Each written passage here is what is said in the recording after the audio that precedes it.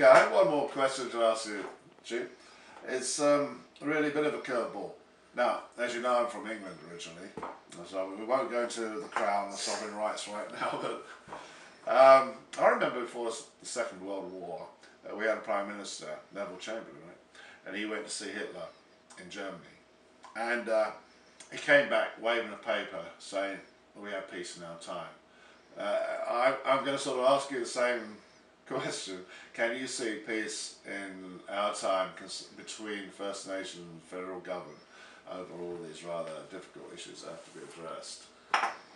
That's that certainly is a very good question, and certainly one that is difficult to answer.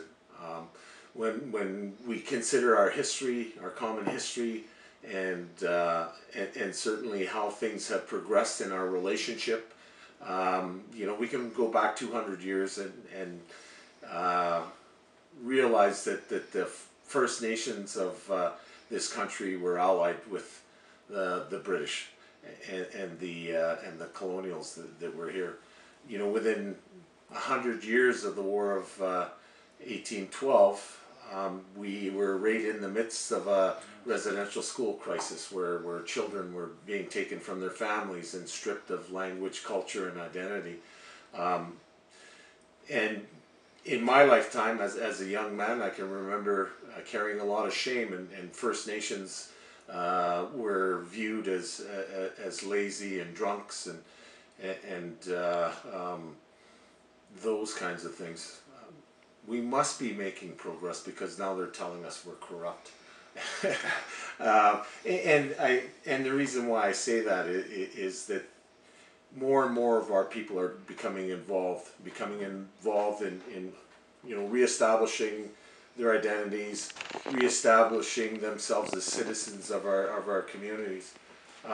So with that being said, and considering the length of time it has taken for us to come from independent people to where we are today, in order to do this peacefully, it's going to take time to do that and to bring about those changes.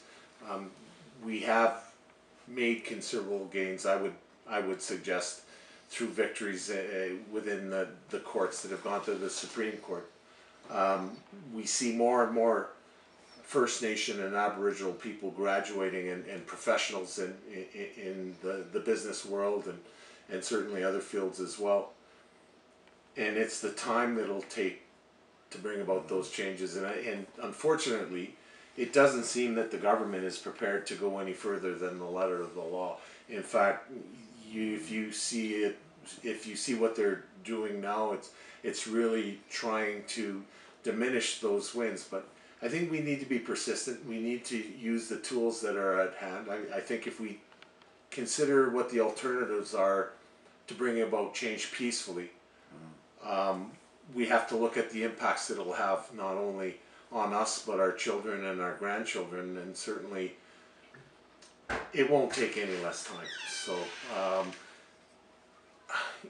this can be done peacefully, and I hope and I pray that these things are done peacefully. I just think we need to understand that any of the alternatives to doing this peacefully are still going to take time, and we have to really reflect on what it does to potentially do to our families. And I certainly hope that the change will come about. And I think that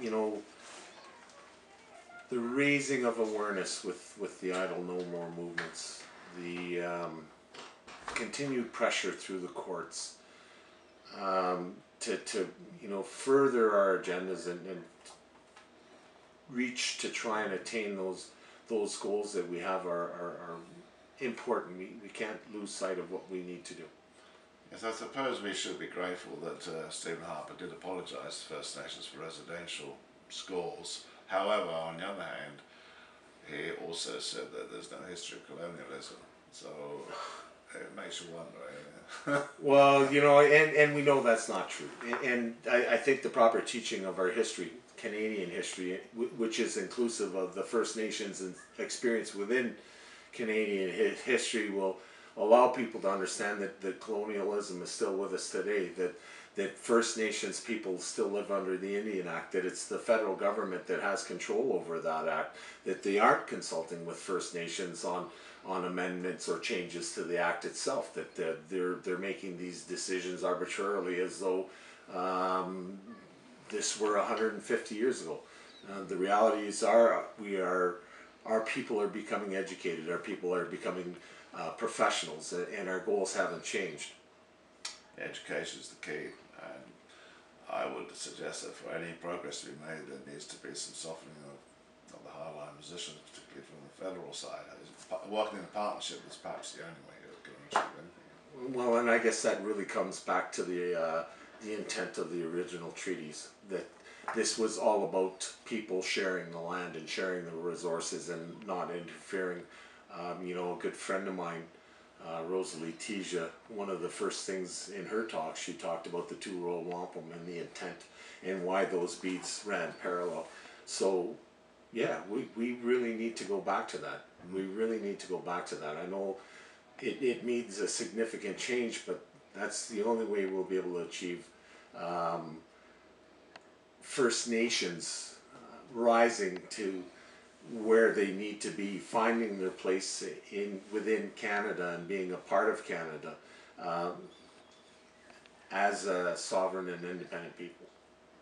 Which, pleasure talking to you.